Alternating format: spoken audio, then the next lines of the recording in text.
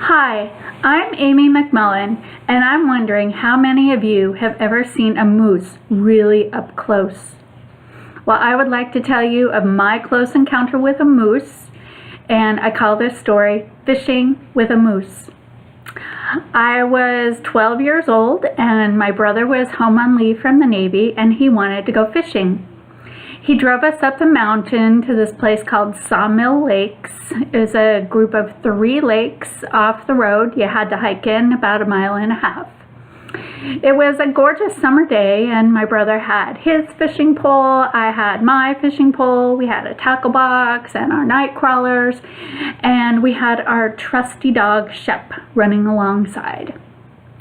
We hiked back to the furthest back lake and got our poles all ready, and we cast out and we watched our bobbers, and there was nothing. So we reeled back in and cast back out and watched our bobbers and nothing.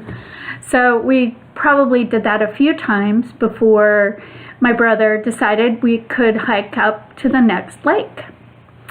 The path between the 2 lakes went up through some trees, kind of up a hill, but not too awfully bad. Got all of our stuff packed up, and we're hiking up, and I realized we hadn't seen our dog for a while, so I asked my brother, and he whistled for the dog.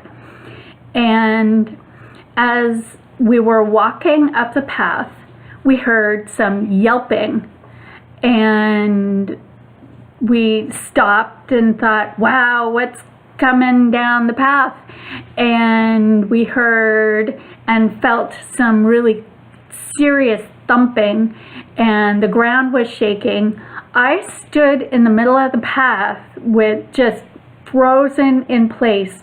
My brother had gone off the path, and he was behind some kind of large trees, large pine trees, and he yelled at me, "Amy, get off the path, get behind a tree." And the next thing I knew, my dog was running down the path. He was running so fast, he was a blur, and he ran behind me as I stood there frozen, and I heard this snorting and this thumping, and the ground was shaking, and I was standing in the middle of the path frozen saying, "Ah!" And my brother was yelling, "Amy, get behind a tree." And I looked to my side, and all there were beside me were these little seedlings. There was nothing to hide behind.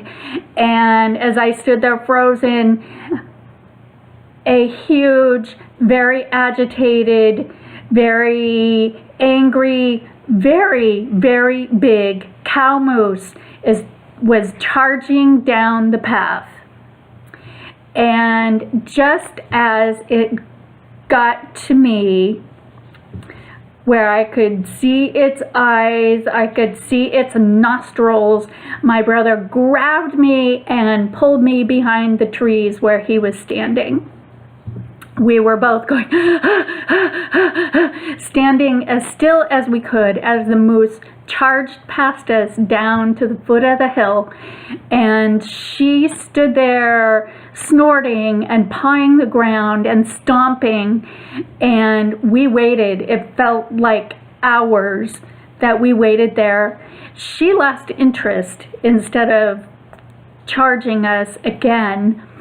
So after we were pretty sure she wasn't coming back, we ran from where we were back to the car.